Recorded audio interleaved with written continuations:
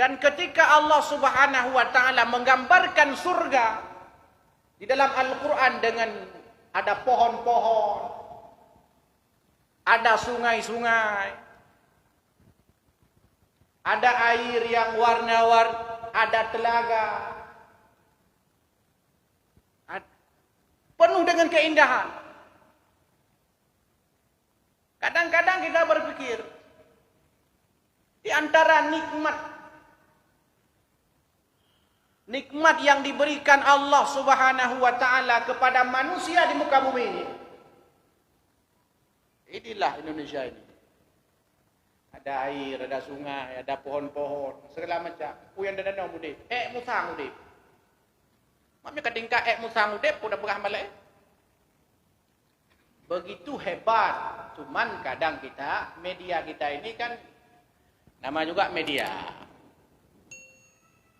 Media kita ini kadang-kadang dia lebih senang menggambarkan, memberitakan sesuatu yang buruk. Karena memang teori komunikasi begitu. Bad news is good news. Berita terbaik adalah berita terburuk. Semakin buruk sebuah berita, semakin tinggi rating televisi. Semakin buruk sebuah berita, semakin banyak orang nonton. Misalkan ini berapa kamera? 4 kamera. Cina kalian urun nonton? Yang pihak ini. Tapi coba yang lain. Kalau bukan, makanya coba. Di televisi kita itu enggak ada pengajian. Habis maghrib sampai jam 9 malam ada? Enggak ada. Karena dalam dunia televisi, Pak, ada namanya rating. Waktu terbaik dalam dunia televisi itu mulai jam 7 malam sampai jam 9 malam. Itu namanya waktu terbaik. Jam 9 malam sampai jam 7 malam sampai jam 9 malam itu orang paling banyak nonton. Ketika banyak menonton, banyak penonton, rating naik. Ketika rating naik, iklannya mahal. Sehingga kadang-kadang televisi kita hari ini tidak ada nilai program-programnya itu. Kenapa? Karena memang umat kita hari ini memang lebih senang yang enggak ada manfaat itu. Pengajian ada, pengajian full 1 jam di televisi kita itu. Jam 3 malam. Yang nonton hantu. Nonton malah. Tapi kalau jam-jam sekarang, ini banyak ibu-ibu nonton TV ini. Gak rupah lah kau kena nonton bola lebih. Kena lanjutkan sinetron yang sampai habis. Itu memang memberikan gambaran kepada kita. Kita tidak senang yang seperti itu kadang-kadang. Kayak tugas kita adalah menghidupkan media-media Islam.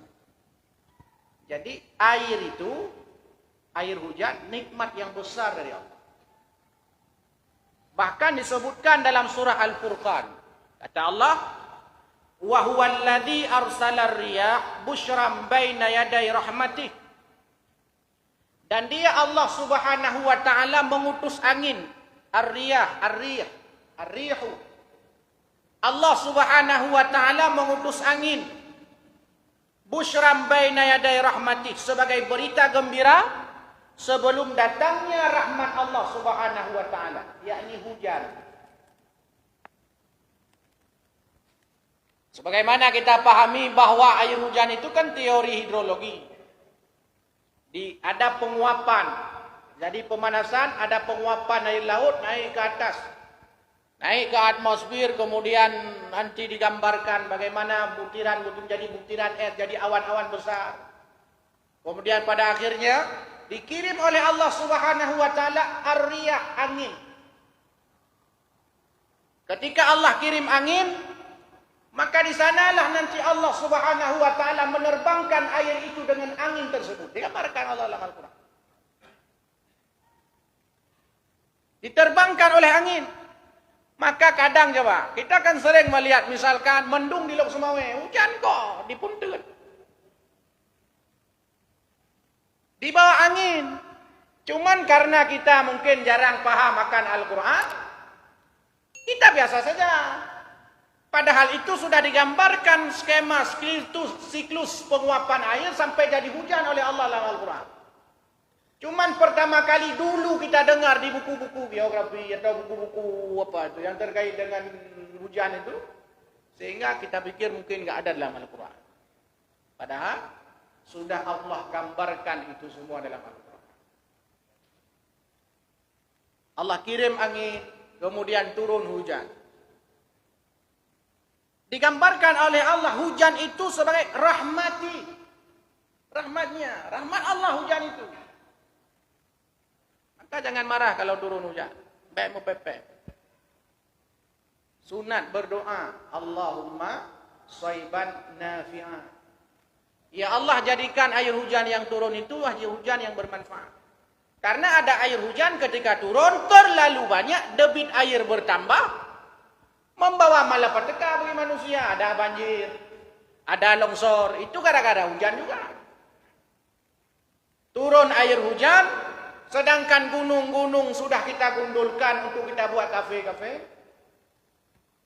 Kita buat kedai, kita buat warung-warung, tanpa kita perhatikan pohon-pohon di sampingnya. Maka itulah terjadi nanti longsor namanya. Dan sering kita pergi ke Gunung Salak. Ini jak Gunung Salak. Kiban bukit-bukit Gunung Salak. Botak. Gundul. Untuk apa? Untuk buat kafe. Untuk buat warung. Sebenarnya bisa saja dia buat warung, buat kafe, tapi berbasis penghijauan. Tak perlu dipotong depan pohon-pohon itu. Kan bisa juga. Tapi ketika ditebang semua, nanti ketika hujan, itu bukit-bukit itu yang tanahnya kuning, turun hujan. Kemana air memang ke jalan air itu, ke aspal. Itu penting kita pahami. Apalagi kita yang punya kafe di sana. Atau kita tempat-tempat lain. Begitu indah. Jadi ada manfaat supaya tanah itu tidak erosi. Ada pohon, kemudian hujan. Airnya diserap oleh pohon itu. Gambar Allah. Yang perlu kita pahami. Karena itu rahmat Allah. Jangan sampai hujan menjadi laknat. Hujan ketika tidak bisa dimanfaatkan oleh manusia. Coba lihat Nabi Nuh. Umat Nabi Nuh alaihissalam. Diazab Allah dengan hujan salah satunya. Hujan turun 7 hari 7 malam. Ada yang mengatakan lebih daripada 7 hari 7 malam. Coba bayang. 7 hari 7 malam terjadi bandang besar. Hingga air banjir besar sampai airnya itu sampai ke gunung-gunung tinggi. Sebagai hikmah Nabi Allah Nuh alaihissalam membuat kapal di atas gunung yang dihina, dicaci maki oleh umatnya. Hujan juga turun. Kalau semua tak perlu 7 hari 7 malam. 2 malam saja. Banjir. Ketika banjir, rupanya datang penyakit-penyakit tambahan lain. Padahal Allah Subhanahu wa taala menggambarkan dalam Al-Quran, hujan itu sebagai rahmatnya, kasih sayang Allah kepada hambanya. Di mana Allah Subhanahu wa taala dengan air hujan itu digambarkan dalam Al-Quran, linuhyiya bihi baldatan maita, untuk menghidupkan negeri-negeri yang sudah mati. Negeri-negeri yang tandus, negeri-negeri yang kering, negeri-negeri yang tidak ada air, negeri-negeri yang kemarau. Hidup menjadi subur kembali, bisa tumbuh tanam-tanaman, bisa tumbuh pepohonan, bisa tumbuh segala macam, bisa hidup perkebunan, ada namanya nanti pertanian. Itu karena Allah Subhanahu wa taala menggambarkan dalam Al-Quran, air hujan itu rahmat Allah yang fungsinya linuhyiya bihi baldatan maita, untuk menghidupkan negeri-negeri yang kering, tandus. Nikmat Allah Subhanahu wa taala. Bahkan di samping untuk menghidupkan negeri-negeri yang tandus, mimma khalaqna an'aman wa anasiyan katsira. Air hujan itu bisa dimanfaatkan sebagai minuman kepada ternak-ternak, an'aman, binatang ternak, dan manusia, wa anasi, dan manusia. Hujan turun rupanya bukan hanya manusia saja yang senang dan bahagia. Bukan hanya manusia saja yang bahagia. Binatang-binatang, hewan-hewan, itik, demau, kambing, ikan, beberaya, senang. Kenapa? Bahagia. Dapat nikmat dari Allah Subhanahu wa taala berupa air hujan. Jadi jangan kita mengira air hujan itu air yang biasa-biasa saja. Dia punya hikmah besar di dalam Al-Quran. Bahkan dalam Al-Quran itu Allah mengumpamakan dunia ini seperti air hujan. Kata Allah dalam Al-Quran, dalam surah Al-Kahfi, "Wadrib lahum mathalal hayatid dunya." Perumpamaan dunia ini, kata Allah dalam Al-Quran, "Kama'in anzalnahu minas sama'." Sebagaimana air yang diturunkan oleh Allah dari langit. Perumpamaan dunia ini, kata Allah, seperti air yang turun dari langit, yaitu air hujan. Fakhtalata bihi nabatal ardh. Pada saat air hujan turun, maka diresapilah air hujan ini oleh tanah, oleh tumbuh-tumbuhan.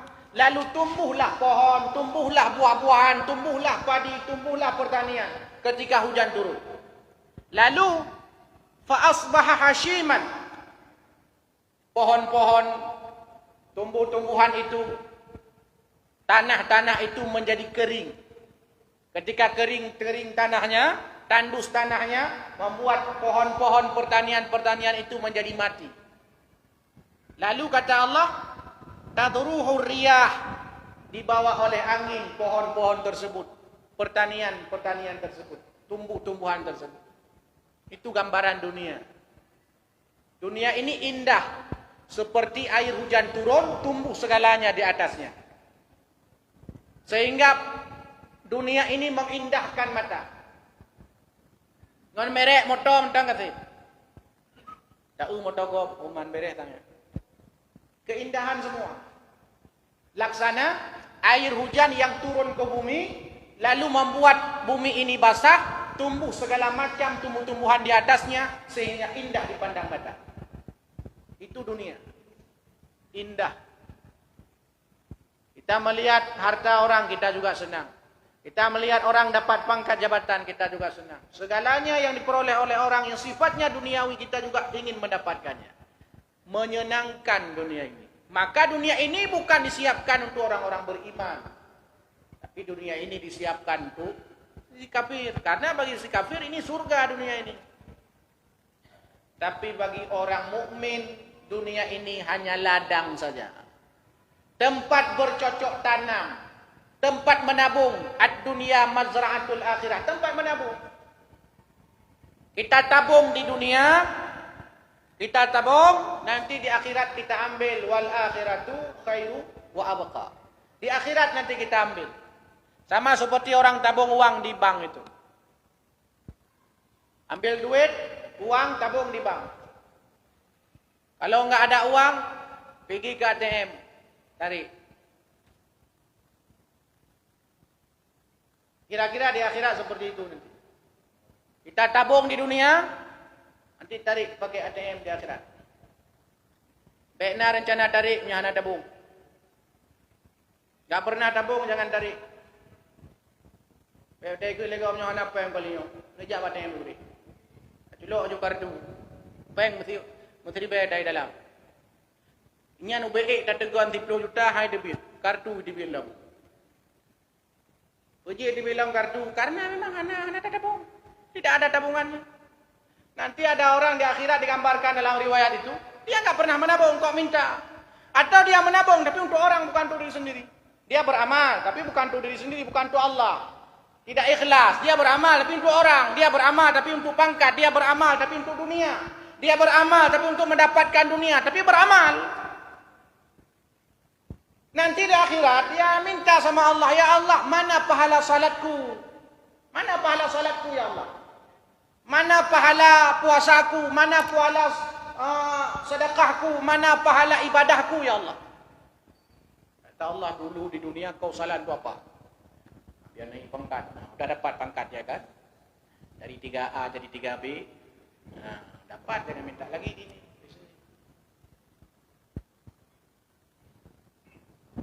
Mana pahala puasa saya? Untuk apa dulu puasa? Supaya turun berat badan kan? Udah turun kan berat badannya? Nah, kalau udah turun jangan minta lagi di sini. Apapun yang kita lakukan, ketika tabungan itu bukan untuk diri sendiri, maka nanti di akhirat juga begitu.